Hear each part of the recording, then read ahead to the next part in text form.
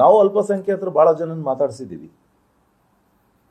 ಅವ್ರು ಹೇಳೋದು ಒಂದೇ ಮಾತು, ಯಾರೇ ಬರಲಿ ನಮ್ಮ ಸಮಾಜದವರು, ಯಾರೇ ಏನೇ ಬರಲಿ, ಪ್ರದೀಪ್ ಈಶ್ವರ್ ಏನಾದರೂ ಈ ಚುನಾವಣೆ ಸಂಬಂಧ ಪ್ರಚಾರಕ್ಕೆ ಬಂದರೆ ಅವನನ್ನು ನಾವು ಒದ್ದು ಹೊರಗಾಗ್ತೀವಿ ದಾವಣಗೆರೆ ದಕ್ಷಿಣ ಕ್ಷೇತ್ರದಿಂದ ಅಂತ ಹೇಳ್ತಿದ್ದಾರೆ. ನಿನಗೆ ತಾಕತ್ತಿದ್ರು ಬಾ. ಏಯ್ ಪ್ರದೀಪ್ ಈಶ್ವರ್, ನಿನ್ನ ನ್ಯಾಲ್ಗೆನಾ ಏನಂತಾರೆ ಅದಕ್ಕೆ? ನಮ್ಮ ಹಳ್ಳಿ ಭಾಷೆನಲ್ಲಿ ಹೇಳ್ತಾರೆ ನ್ಯಾಲ್ಗೆನ ಏನಂತೇಳಿ. ಮನುಷ್ಯತ್ವ ಇದ್ದಾನೆ ನಿನಗೆ? ಸಾಂವಿಧಾನಿಕ ಹುದ್ದೆಯಲ್ಲಿ ಇದೆಯಲ್ಲ ನೀನೊಬ್ಬ ಜನಪ್ರತಿನಿಧಿ ಆಗಿದೆಯಲ್ಲ. ಏನೋ ಭಾಳ ಓದ್ಕೊಂಡ್ಬಿಟ್ಟಿದ್ದೀನಿ, ಭಾಳ ಶಾಲೆ ಕಾಲೇಜುಗಳು ಇದೇ ಮಾತಾಡೋದ? ನಿನ್ ತಂದೆ ತಾಯಿ ಇದೇನ ಕಲ್ಸಿರೋದು ನಿನಗೆ? ನನ್ನ 30 ವರ್ಷದ ಜೀವನದಲ್ಲಣ್ಣ ಅಣ್ಣ ಒಬ್ಬರ ಜೊತೆ ಕಿತ್ತಾಡಿಲ್ಲಣ್ಣ ನಾನು. ಮಾನ ಮರ್ಯಾದೆ ಇದೆನಾ ನಿನಗೆ? ನಾಚಿಕೆ ಆಗಲ್ವಾ ನಿನಗೆ? ಆ ಹೆಣ್ಮಕ್ಳ ಬಗ್ಗೆ ಮಾತಾಡ್ತೀಯಲ್ಲ ನೀನು, ಅಲ್ಪಸಂಖ್ಯಾತರ ಹೆಣ್ಮಕ್ಳ ಬಗ್ಗೆ. ದಾವಣಗೆರೆ ದಕ್ಷಿಣ ಕ್ಷೇತ್ರದಲ್ಲಿ ಏನ್ ನಡೀತಾ ಇದೆ ಅಂತ ನೋಡ್ತಾ ಇದೀಯ ನೀನು? ನೋಡಿದೀಯ ನೀನು? ಯಾರ್ದೋ ಒಂದು ಮನ ಒಲೈಸಕ್ಕೆ, ಯಾರಿಗೋ ಒಳ್ಳೆನಾಗೋದಕ್ಕೆ ನೀನು ಇನ್ನೇನೋ ದೊಡ್ಡ ದೊಡ್ಡ ಆಸೆ ಕಂಡಿದ್ಯಾ ಅನ್ನಂಗೆ ಕಾಣುತ್ತೆ. ನಿನ್ನ ಕ್ಷೇತ್ರದಲ್ಲಿ ಅಲ್ಪಸಂಖ್ಯಾತರು ಇದ್ದಾರೆ, ಹಿಂದೂಗಳು ಇದ್ದಾರೆ.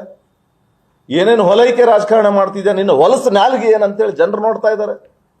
ತಕ್ಕ ಪಾಠ ಕಲಿಸ್ತಾರೆ. ಇನ್ನೇನು ಭಾಳ ವರ್ಷ ಇಲ್ಲ, ಇನ್ನು 2 ವರ್ಷ ಇದೆ ಚುನಾವಣೆ. ಸ್ವಲ್ಪ ನಾಲ್ಗಿನ ಬಿಗಿಡಿದು ಮಾತನಾಡೋದು ಕಲಿ. ಏನ್ ತಿಳ್ಕೊಂಡಿದೀಯ ನೀನು? ಬಾನಿನ್ ದಾವಣಗೆರೆಗೆ ನೀನ್ ಗಂಟು ಸಾದ್ರೆ ದೊಡ್ಡ ಅವಮಾನ ಆದ್ರೆ ಏನ್ ಮಾಡ್ಬೇಕು ಸರ್? ಬೈದಿರೋನು ಸತ್ತೋಗ್ತಾನೆ, ಭಯ ಬೀಳ್ಬೇಡಿ. ನಿನ್ ತಾಕತ್ತ ಏನಂತೇಳಿ ತೋರಿಸ್ಕೊಡ್ತಾರೆ ನನಗೆ. ಏನ್ ಜನ ಸುಮ್ನಿರ್ತಾರೆ ಅಂತೇಳಿ ಇಲ್ಲದೆಲ್ಲ ಗಾಂಚಲಿ ಮಾಡ್ತೀಯ ನೀನು? ಬಾ ನೀನ್ ನೋಡೋಣ ದಾವಣಗೆರೆಗೆ. ಏನು ಅಯೋಗ್ಯರ ನಾವು? ಯಾರು ಬಿಜೆಪಿ ಅವರು ಅಯೋಗ್ಯರ ನಾವು? ನೀನು ಅಯೋಗ್ಯ, ನೀನು ಮುಟ್ಟಾಳ. ಸಂವಿಧಾನಕ್ಕೆ ಹುದ್ದೆಯಲ್ಲಿ ಇರ್ತಕ್ಕಂಥವನು ಪ್ರಗತಿಪರ ಚಿಂತನೆಯನ್ನು ಹಿಡ್ಕೊಂಡಿರ್ಬೇಕು. ನಿನ್ನ ಕ್ಷೇತ್ರ ಅಭಿವೃದ್ಧಿ ಬಗ್ಗೆ ಯೋಚನೆ ಮಾಡಬೇಕು.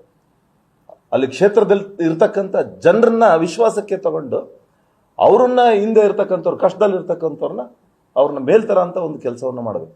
ಅದು ಬಿಟ್ಟು ಚಿಲ್ಲರ ಮಾತಾಡ್ತೀಯ ನೀನು? ನಿನಗೆ ಗೌರವ ಕೊಡ್ತಾ ಇದ್ದೆ ನಾನು, ಏನೋ ಭಾಳ ಜನಕ್ಕೆ ವಿದ್ಯೆ ಕೊಡಿಸ್ತೀಯ ನೀನು, ಭಾಳ ಬುದ್ಧಿವಂತ ಇದೆಯಾ ಅಂತ. ಏನು ಮಾತಾಡ್ತಿದ್ಯಾ ನೀನು? ಬಾ ನೀನು ನೋಡ್ತೀನಿ.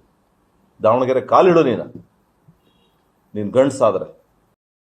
ಯಾವ ಇವೆಲ್ಲ ಜಾಸ್ತಿ ಟೆನ್ಷನ್ಸ್ ಎಲ್ಲ ತಗೋಬೇಡಿ, ಕೂಲ್ ಆಗಿರಿ.